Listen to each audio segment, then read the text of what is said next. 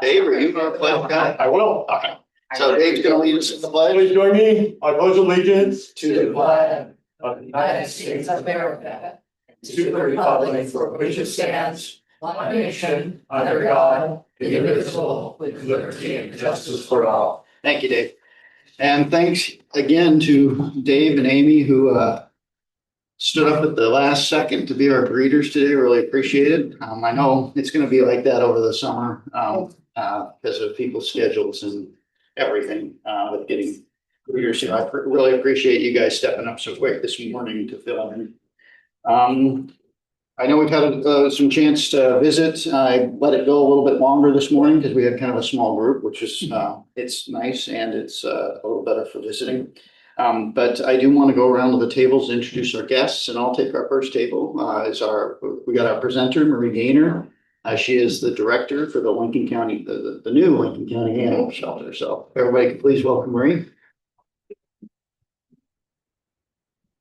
Doesn't look like anybody at Rick's table. Guy? I have a guess. I have a mic too. This is Penny Bear neighbor, and she's with Seashore Solutions. And she's going to be doing something really cool in July. And when we have our announcements, she will let you know what that is. That's called a teaser. Hey,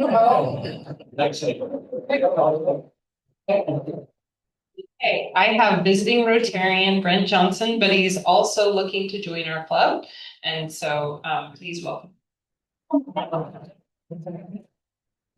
Welcome back, Brent. And you're pretty aware because you get to see different people all the time. And you've been one of our regular fixtures for the last month. So it's good to see you. Thank you. Tanya's mom. Lucinda Taylor is here from Lincoln County, or Lincoln City Rotary Club, excuse me, and she is president starting July 1st. Oh, wow.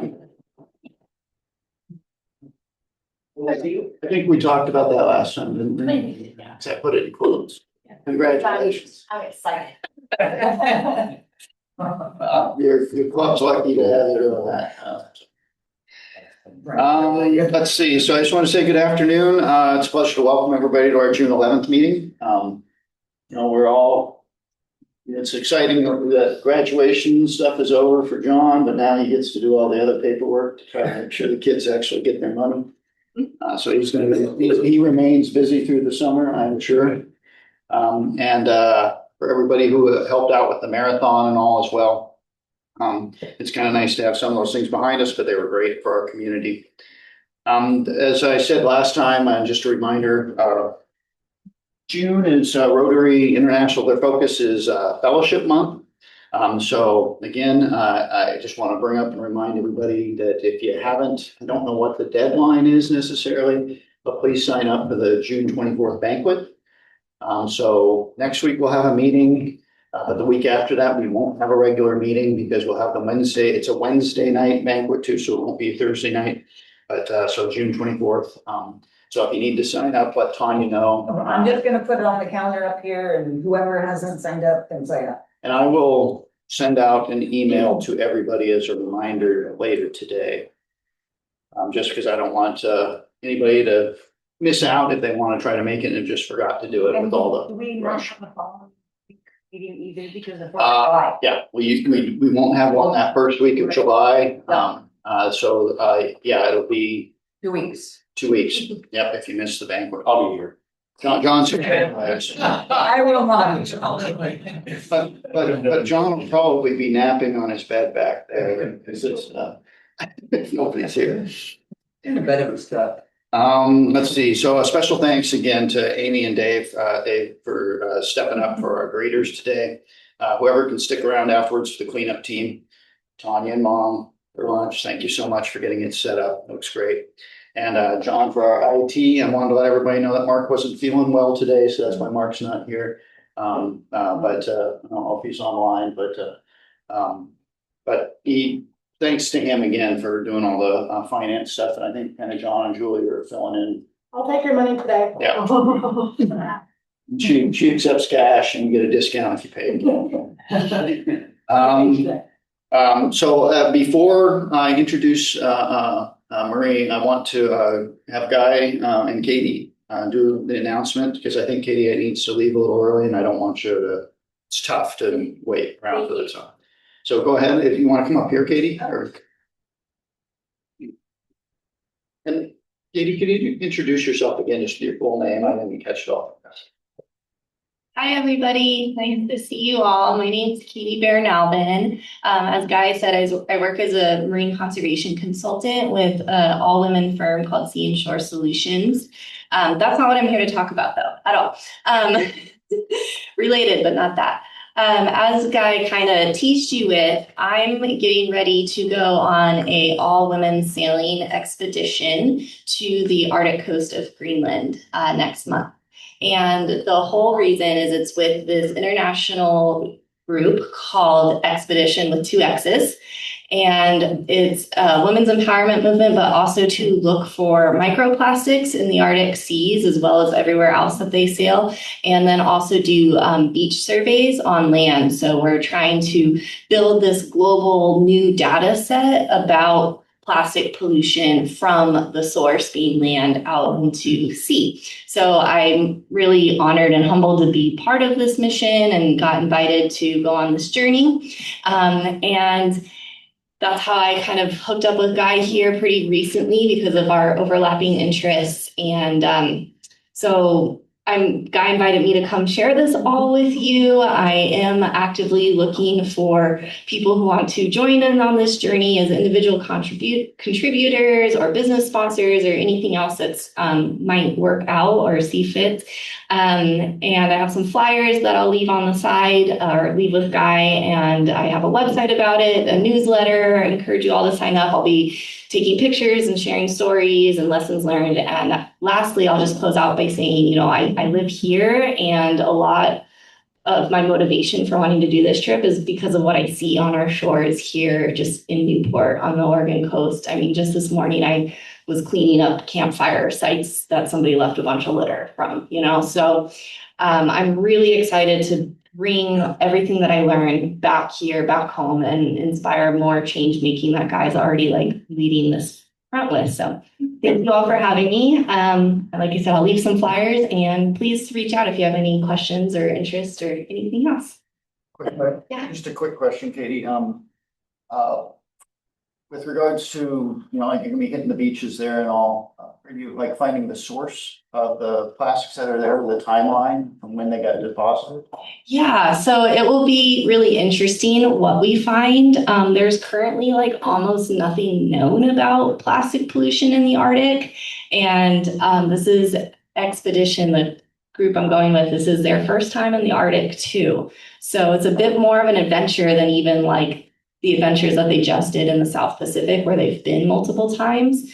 But typically we are looking at what the infrastructure for waste management is for these local communities, what products are being, imported into these communities and where everything is going to build that circulatory model. And then, like I said, that's all actually contributing to this larger data set that's part of the University of Georgia's global circulatory informatics lab.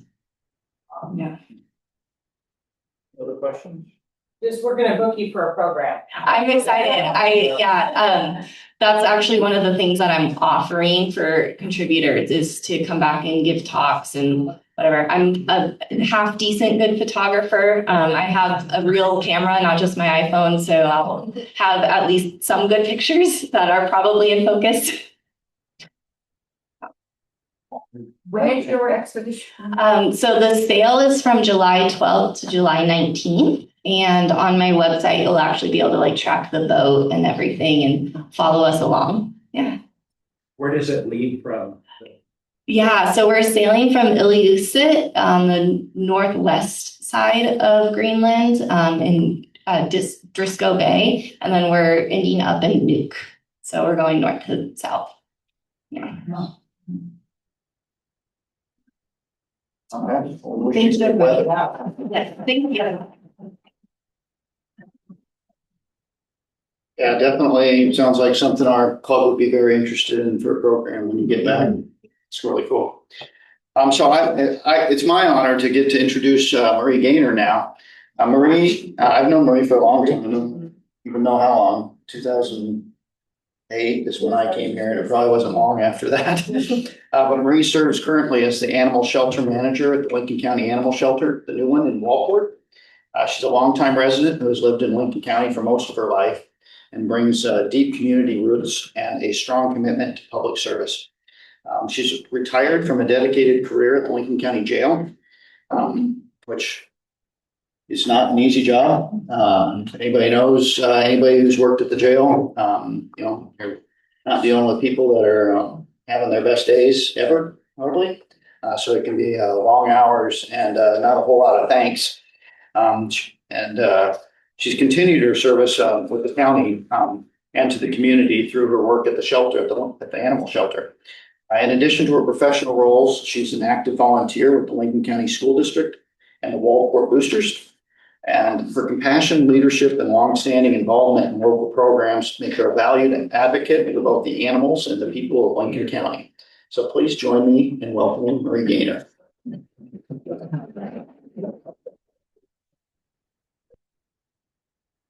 Well, sure. Thank you. All right, so I retired April 1st. It was not an April Fool's joke, and got rehired April 6th at the animal shelter. So I'm brand new to this profession. A lot of the skills I have managing the jail and being a supervisor at the jail do translate, but I have a lot to learn. But I walked into a beautiful shelter, brand new shelter. We opened in April to the public, and so we've been serving people walking in through the doors since April. Our focus is mostly on stray animals, animals that are brought in by animal services deputies, dangerous animals, things like that. And so those are mostly our big dogs in the community.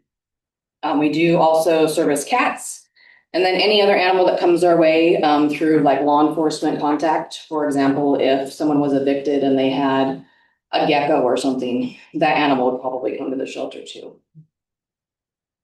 Get messy. I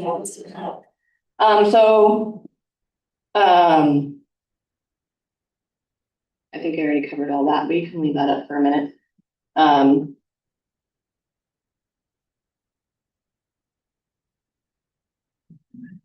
So we have 4 animal control or animal services, 2 animal services deputies in the community that work out of patrol, and we have 4 animal care specialists at the animal shelter.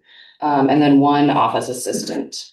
In the animal shelter, when you walk in, it's a beautiful lobby with our cat flex rooms. And so those are our cats up for adoption. And then we do have other cat kennels and a cat isolation room, as well as 24 kennels at the Waldport shelter. Unfortunately, we are very, very, very overpopulated on dogs, and they're being held as on a stray hold or some other thing, or they're available for adoption. They just haven't left our shelter. And so we're not able to close the Newport shelter until our numbers get down to the amount of kennels we have at Waldport. So we're operating 2 shelters at this time. The shelter is, as you can see, over 5,000 square feet. It has a wonderful, secure, fenced area for the dogs. There's a few things that didn't get built with the original plans of the animal shelter, and that would be play yards for the dogs. And so in order to get out of their little kennel area, they need a secure area to run around and play with the staff and the volunteers. So those are some of the things that we're looking to add in the future. So stray dogs and injured dogs and cats in the community aren't the only thing that the community needs services for animals. A big issue in our community that we get calls about is feral cats or stray cats, cats that are having kittens under a garage, things like that. And so that's not our focus at the animal shelter, but we do partner with several entities in the county, and we work very closely with them to partner to solve those problems for people and help people out. Central Coast Humane Society has a really robust trap, neuter, and release program. And I'm learning all about cats and the community cats and what they do and what's best for the animals. And Packaging up animals that are community animals and bringing them to the shelter isn't what's best for them. It's best to actually leave them in the community, but to get them fixed, get them shots, and return them to the community. And then Focus is a major donor of funds to the animal shelter. They pay for all of our spay and neuter services, which is quite a lot. We get hundreds and hundreds of animals in every year. All of them are spayed or neutered before they're adopted or transferred out. And they also helped us with our brand new surgery suite. They funded $50,000 worth of equipment in that surgery suite for us. They're also possibly going to partner with us to build some covered areas at the shelter with a grant that they have coming up. So we work really closely with them. They're wonderful partners. We get lots of donated items to the shelter, which is fantastic. Whether it's a leash or a halter or something that we can't use, we'll take it to pick up the litter and donate it back. And then those funds just keep coming and coming and coming. And circulating. They also buy our microchips. And so if a stray dog comes into the shelter and they're there for a day or two and we can't figure out who the owner is, we will give them their vaccinations. We will microchip them. And then if the owner does eventually come get their dog, they're at least microchipped in case the dog becomes a stray again. It will help us figure out who the owner is. And then another reason is licensing. That's the other focus we do is licensing dogs. Go ahead. Let's get through. So we've been hosting all sorts of people at the shelter, different school groups and tours coming through the shelter, trying to educate people on why it's a good idea to license your dog. Rabies is a concern in our state. There was an active rabies case down in Douglas County, so we do some education on that. We have parvo that has reared its head down in Florence, and so we've been trying to put that word out either through social media or posts, media sharing entities, things like that on getting your pets their rabies vaccine and getting their parvo up to date and why it's a good idea to license your dog. It's $5 for a year, $15 for 3 years if they're altered. It's not really expensive, but it does save a lot of time and effort trying to track down an owner. And it also can prove ownership. So in the event an animal is found by somebody claiming it's their dog, if the dog is licensed with the county under you, that is proof of ownership and that dog is yours. And it helps prevent that he said, she said, who owns the dog. So the architecture of the animal shelter was brilliant. Did some very nice things, forward-thinking things. We're very grateful for that opportunity to build onto the clinic. And so when they built the animal shelter, they actually took a window in it. In the future, when we want to expand for a veterinary clinic, that window can be a door. And so we're hoping in the future to expand out in front of the animal shelter and provide spay and neuter services to the community. So we already have the surgery suite. We just need the storefront, the waiting area, the reception area. You can add that on, and then we can offer those services to the community at a reduced rate. Of course, it wouldn't be for profit at all. It would just be to cover the cost of the surgery and the equipment. I don't have any idea what that would be, but I'm sure it would be less than a lot of other places. And then as far as community resources like that, Central Coast Humane Society is offering reduced and or free vaccinations and neuter services monthly, if not twice monthly. They've been pushing and doing a lot of clinics. They also have a mobile clinic that comes through the state. And then the other area where we're looking to expand is a meet and greet area. If you ever were at the Newport Animal Shelter, they have a really nice covered patio. And so a person can bring their dog to the animal shelter and they can meet one of our dogs in the animal shelter in a nice covered area that's secure and fencing. And if it's, stormy Oregon weather, they can stay semi-dry while they're doing a meet and greet with a potential adopted dog. We did not have that included in our plans with the animal shelter down in Waldport, and so we're looking to add that at some point. We have plenty of space. The property is quite large, so we have lots of space to add on, do special things. We could even do a dog park or, some other things like that. And the dog yards, we don't have any built fenced dog yards, that aren't chain link, for dogs to exercise in. And so when they come out of their kennels, we would like, a wooden fenced area, probably 2 or 3, where we can be out there with the dogs, throwing a ball for them, let them get some exercise and run around off leash. The reason for the fence is a lot of our dogs don't get along. So if you just did chain link, then they end up just barking at each other through the chain link. So we're looking to add some wood fence, and then doing some sort of landscaping. Right now, it's the play yards are gravel, and then that just isn't working out for keeping the area clean. Because when you're picking up after the dog, you're gonna end up scooping up just as much gravel. So our trash cans are getting way too heavy with gravel, and we're just wasting the gravel by throwing it away. So I don't know if grass is the solution, because a concentration of 24 plus dogs in grass might not be a good idea. So we'll have to do some research and figure that out. But those are our major asks, and projects that we're looking forward to do. We don't have any funding for these right now, so we're going to get creative. We're looking at doing fundraisers, looking at funds we currently have, partnering with businesses, agencies, anybody interested. Like I said earlier, Focus has already offered up potentially some grant money to help us with some of these projects. And so we want to keep building on the services that we actively do now and improve and increase the services that we can offer in the county. And that's me in a nutshell, and the shelter in a nutshell. So I'm open to any questions. If you have anything, I can leave my business card. We have lots of pamphlets, flyers, information. We don't have an advertising budget, so we've been reaching out to community partners who want to post our flyers for us, or who want to share our information on their website or in any sort of community post. And so if you're interested in anything animal shelter, you can always reach out to me and I can email it to you. She's wonderful. I just wanted to know if there's opportunity for local people to volunteer. Oh, absolutely, yes. Yep, our volunteer pool was fairly small when it was in the Newport shelter. The Newport shelter wasn't open to the public, it was by appointment only. And so we've been increasing our volunteer pool.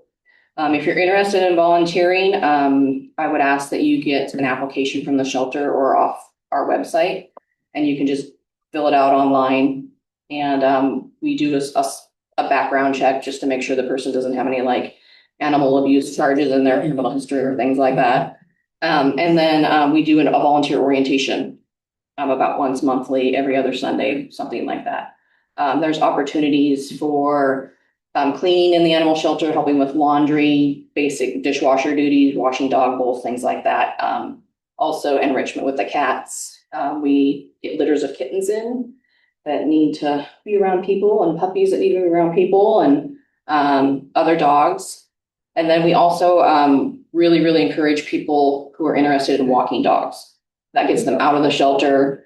It gets them that enrichment, socialization with other people and or other dogs. We have several dog walkers right now, but we can always use more. There are days when the dogs don't get out for a walk.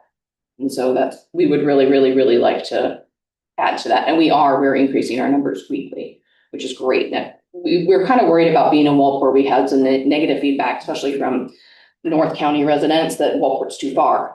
Well, I get it. Yeah, it is a long ways.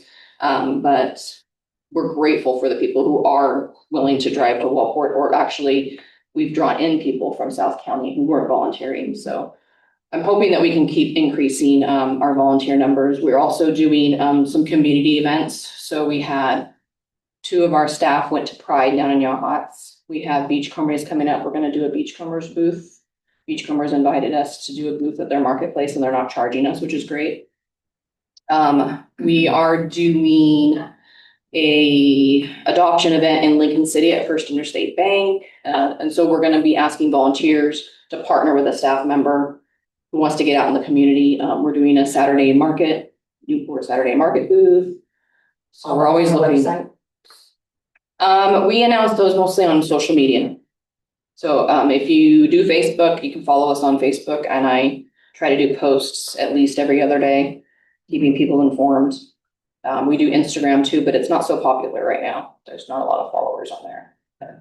but you're welcome to email me. The volunteers, I'm interested in doing a newsletter for the volunteers to keep them up to date on what's going on. And I think that feedback's been well received. They're interested in that, having that monthly newsletter or whatever instead of a bunch of emails. Can you tell me a little bit, so you have the Humane Society and Focus and Animal Shelter. Mhm.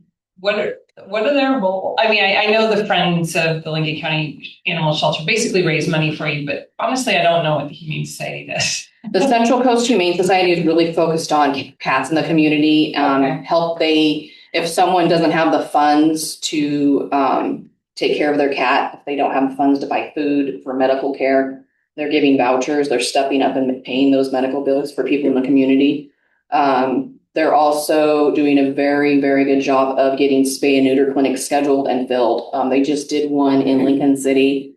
The veterinarian up in Lincoln City, I don't remember which one it was. They donated the surgery suite. And then they had veterinarians from Rad Pets in the Valley come over, and I think they did 48 spays and neuters for free. So do they have an office or are they housed with you guys as well? Central Coast Humane Society is all volunteer. They don't have an office, Okay. but they do have a number. Yeah. And we encourage people to call that number, leave a message, and a volunteer will get back to you. Okay. I don't know if anybody knows Sergeant Barbara Perry. She was a sergeant in the jail before me, and when she retired, I took her position. She is one of the main contributors to Central Coast Humane Society, which is ironic. And she's like, "I'm so glad you're at the shelter."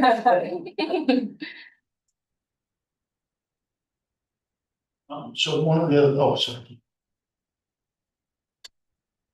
One of the other avenues for giving is the Lincoln County Sheriff's Community Fund that we manage for Lincoln County Sheriff. So if you want to give money or something, you can give it through the Lincoln County Foundation, and it goes to the community fund and goes out to the shelter. Yes, thank you for that. We're always accepting all sorts of donations. People want to donate open bags of dog food or cat food, we'll take it.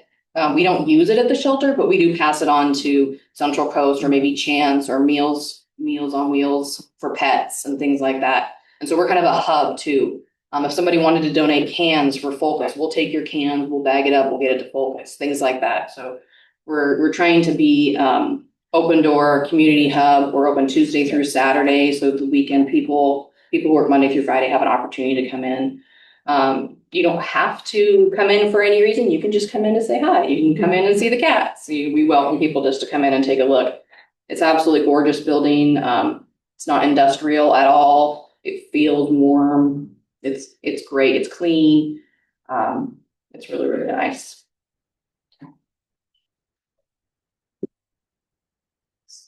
So I actually came to your building last weekend because I had this cat that was hanging around my office that I was thinking of adopting, and it suddenly disappeared.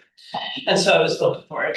And I had a conversation with the person at the front desk about the difference between community cats, feral cats, and owner cats, and how we have like this tier system.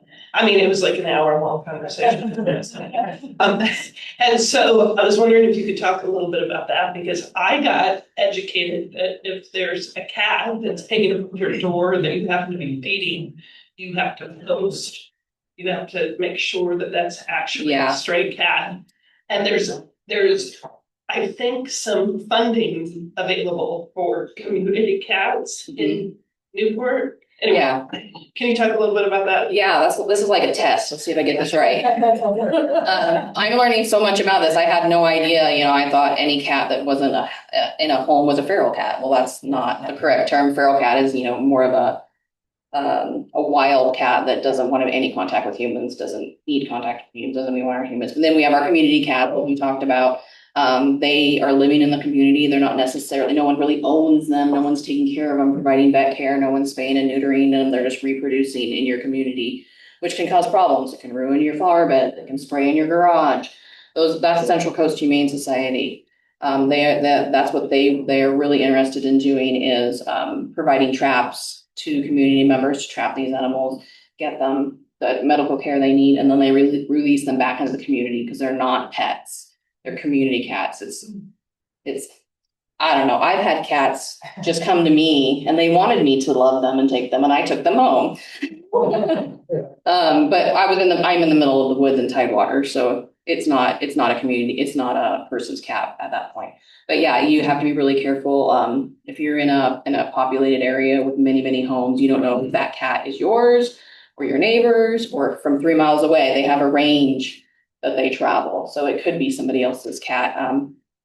If I was to be in a community and a cat came up to me and I wanted to take care of it, I would probably go get it scanned for our microchip and make sure it's not somebody's pet. And that's really the best way to keep your pets too, is to microchip them. And if your neighbor steals your cat, you can say, that's my cat, it's microchipped. It's microchipped to me. Just have a question. I know you're an empty nester. How many animals have you brought home? None. None. I have really good self-control. And I like to keep things simple. So I already have 2 big Husky Shepherd mixes that are wild and crazy and eat a lot of food and require a lot of attention and exercise. And they hate my chickens, so I have to keep them separate. So I'm not going to add to that mess. I did lose a cat recently, but I still have a cat. That's my daughter's. She's 22. I don't know why she doesn't have a cat. And I'm adding chickens every day. I just bought 10 yesterday. Go ahead. So the Lincoln County COAD, that's Community Organizations Active in Disaster. One of their committees is focused on being prepared in the next emergency disaster that hits our county, so that we are taking care of all of the animals in the impacted area. Are you engaged with that committee to help with planning? And if not, do you want to be? I have never heard of this committee, and yes, I would like to be. I am working with Sam with the Sheriff's Office of Emergency Services. In July, they have a tabletop session scheduled. I've already purchased water barrels, the big blue water barrels, and some water pumps. We have really good experience from the wildfires up in Otis. And Brandy is one of our animal care specialists, and Dave Martin is one of the animal sheriff's deputies. They went around to animals that were sheltering in place and made sure they had food and water. And both of them sat down with me and said, this is what we need. We need water barrels, we need water pumps, we have the pan, we know they need all these things. So we're acquiring that stuff now, be prepared for another incident like that. But yes. Yeah, you should definitely be coordinated so that not duplicating efforts. And absolutely. I've been working with the ASPCA as well, and we have a memorandum of agreement. In the event there is a natural disaster, they would come in, they would do this, that, and the other thing. They would pay for it. We would do this, we would pay for it, and how all that would look legally. I'm learning so much. So yeah, that's another thing that the structure isn't maybe quite ready for yet, but it is set up to be our South County kind of emergency command center, not just for animal issues, but it will be for law enforcement as well. Because we really, you get south of Bridges from Newport or Lincoln City, for an emergency thing. How do tsunamis that so we really didn't have a really good plan, besides communication with the cities down there, the county. Have a structure. That was another reason for the part of the placement and all, is that we needed a presence. But I wanted, because I don't know if any good people are really aware, one of the things that you walked into, you took that job, that it's not just boss dogs. One of the things that I know Marie had to deal with when she started, I think it started probably 4 months before you came on board or so, was they take dogs into custody too, not necessarily because the dog did something wrong. Sometimes it's because the owner was accused of abusing them and there's criminal cases. But so you might think this is a great big structure. How can it be have to, I won't say overcrowded, because it doesn't, it's not even like really allowed. But how could they be kind of out of space? But you don't know what you're going to get. I think that guy got arrested. I don't want to go into the details of him because I don't really know what his case is at. Like 17 German Shepherds. And that was all at that time, I think being divided between the old animal shelter and the new ones, we could move some there. Yeah, it's been quite the problem-solving event. We continue to problem solve. We had 5 dogs brought in last week because a person was evicted and they didn't want to take their dogs with them. And so those are the things we're getting. We don't have control over those things. We just have to make room and problem solve. And so that's how we end up where we are with, 36 dogs and 24 kennels. It's been my goal since March to move out of the Newport shelter and close it, but it's just mine too. it's not happening anytime soon, unfortunately. I'm hopeful we get it basically off the books and not be a liability. We are making really good steps to get animals up for adoption faster. That was one of my areas I noticed is like it's taking too long to get them up. And so their length of stay at the shelters longer than it needs to be. Having the surgery suite is going to be an excellent way to do that. You can get the animals spayed or neutered quicker, up for adoption quicker. Before that suite was open, we had to transport them down to Florence or up to Newport to Grove or someplace else and coordinate with those clinics to get the surgeries done. The shelter doesn't get to choose when they get the dogs, what condition the dog or animals, I should say, what condition they're in, what their medical needs are, all those things.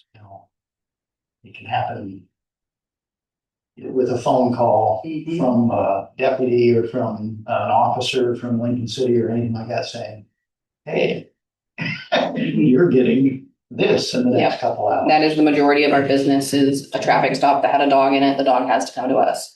A crash with a dog, the dog has to come to us. Somebody goes to the hospital and doesn't have any family or friends to take their dog, the dog comes to us. Unattended death. There's just things that are happening constantly. All you can do is try to be organized and prepared for it, not knowing what's next. So that's why any kind of supplies, anything like that. One of the things I wanted to do when they were building, but it was still kind of all in flux, was something like at the aquarium, like for like one of the pathways, like sponsoring breaks or something like that to raise money for operations and all.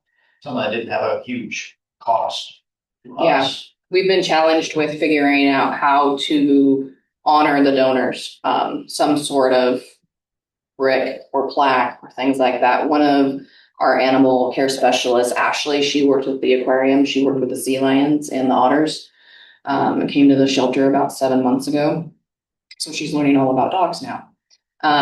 One of her ideas was to have a glass blower blow like jellyfish, and then we could mount them on in the lobby of the ceiling. I think that would look beautiful. We have gorgeous walls in there, tall walls. So we're brainstorming things like that to honor people. We have people who lose pets would like to donate items or money in honor of their pet. A lady wants to do that.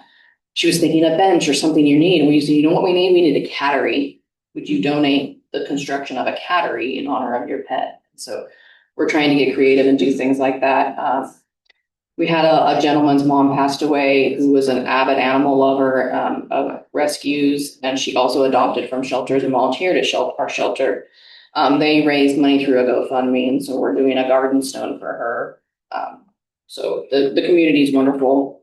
That's a blessing for the animal shelter. In my career at the jail, we didn't get donations.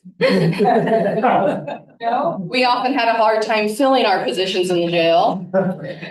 But now I'm working at the shelter and it's all rainbows and sunshine. Any other questions? Thank you, Marie. Thank you.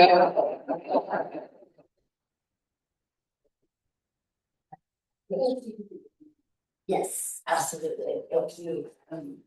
Marie, I'm sorry, I usually don't have a card right now. But thank you formally. But just, one of the things that Rotary is trying to do is eradicate polio.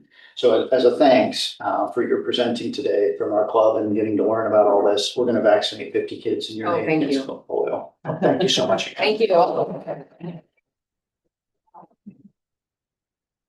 And thanks for taking the time. I know it's busy. You're very welcome. So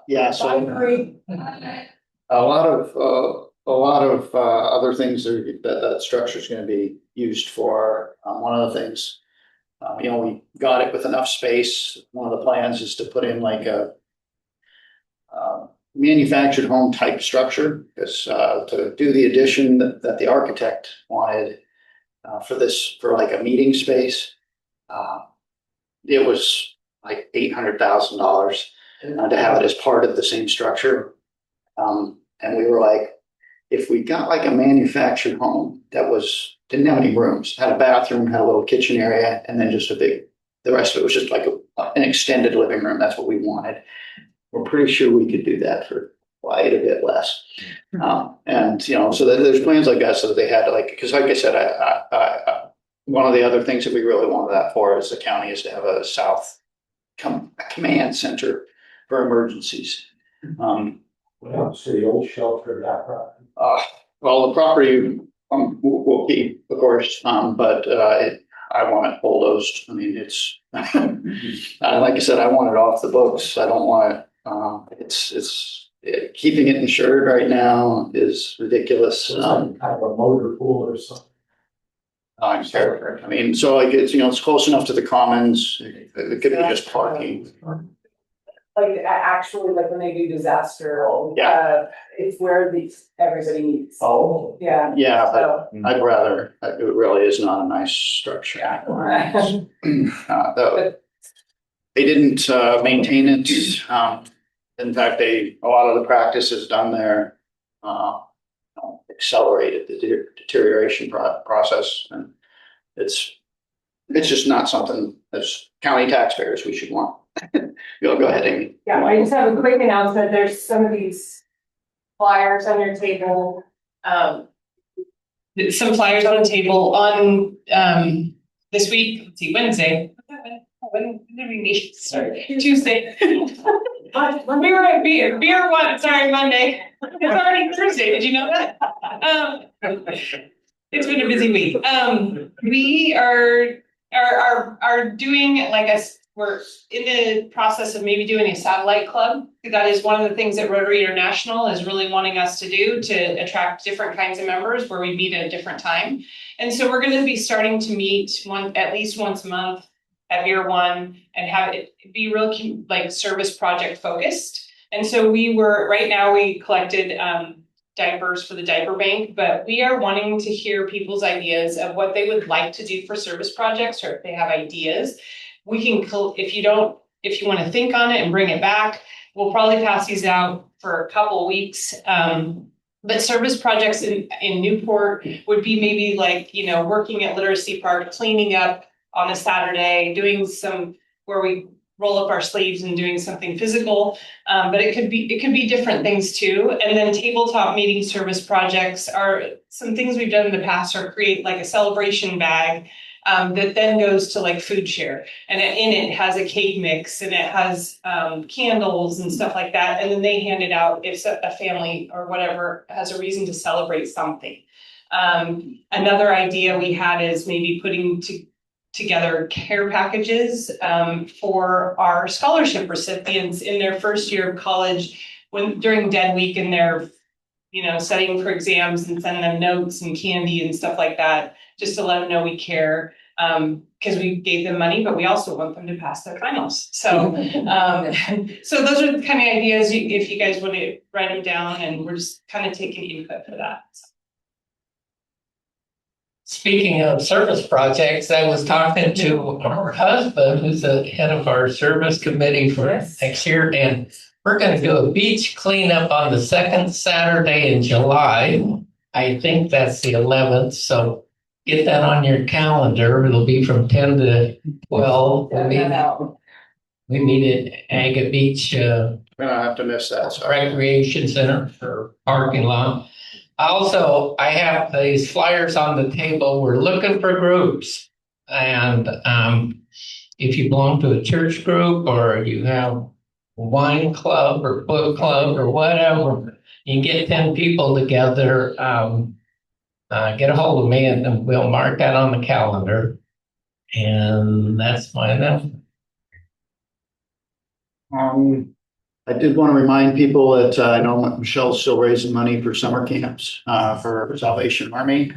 She's not here today, so I'm sure she wanted that announced. I So I was gonna ask you for an update. How did it go? Sorry I couldn't be there at Beer One. Trying to remember how many we collected. We look here, I have it in our text. And then we collected some more because more people brought them in, and I see that like Dana brought. I have another box that's in my garage for next week. Yeah, White and a big box. and at the annual banquet, we're gonna come with Rogue beer, so any box of diapers that you bring, you get a 6-pack of Rogue. We happen to get the last of it. Let me see, yeah, I'm not seeing it right at the moment, but, oh, here we go. We collected on Monday, 682 diapers, and 1,968 wipes. Wow. Yeah. Yeah. It's a lot of crap. Which is 8% of our total goal. Oh, wow, that's awesome. And 232 more. Maybe we'll get up to 10. That's it. And I know, I remember from the email, you're looking for 3s and 4s, but are pretty much any accepted? Yeah. Great. Okay, with that, I'd like to, I know we didn't have time for happy bucks or anything, so unless somebody's got something they really want to brag about, I want to move on to our secretary report. I have one real quick. It's empty and that's bad. What is that? It's a donation sheet. Donation sheet. I have a donation. Hooray. I'd like to give $50 to our foundation. Our middle daughter Piper landed an internship in Hillsborough with Leica Studios. So they made like Coraline, and they have Wildwood coming out. It's owned by the Knights, so Phil and his son. And she will be doing sustainability intern work at their company and living with my 85-year-old Rotarian dad. So I'd love to give $50. Others? Also, it's not entirely blank. Thank goodness. Membership incentive? Dustin Capri, not here today, so we'll roll into $10 next week. He did break 3 hours on the marathon though, or that was minor, sorry, that's wrong. You can give him $5. Dustin. Yeah, social media, we're gonna skip this week and do it and double it for next week. And this week's winner for the 50/50 is worth $75.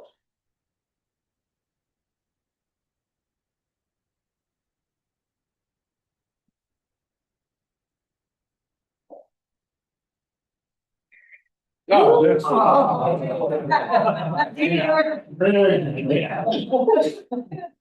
Awesome, that's well deserved. Yes, John should get some Now you extra. give me 50 cents an hour. So any last minute announcements?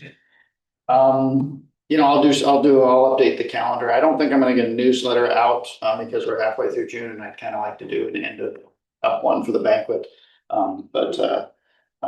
But I will also get, the calendar updated with some of the stuff that was brought up at our last meeting.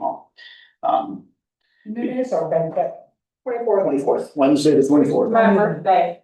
How happy are you? I wanted to make sure, you know? Yeah, we planned that. Mm-hmm. Rob wanted to take, And I have to be there, so. yeah, that's right. Okay, so with that, I wanted to say, I don't know, we don't have a program yet for next week. We do not, it's a social program. Social program. Yeah, I've tried and Well, it's tough over the summer, and unless you've got them on the hook well in advance. Yeah. It's not easy. So with that, our next regular lunch meeting will be June 18th. And where we'll probably have some more extended time for announcements and all that, where I will get back into some of the things that got brought up recently that I didn't bring up today. I'll have Amy, do you want to take us out with the 4-way test? the 4-way test of the things we think, say, or do. First, Is is it- it the second, is it fair to all concerned? Third, will it build goodwill and better friendships? Fourth, will it be beneficial to all concerned? And fifth, Is it fun? Thanks, everybody.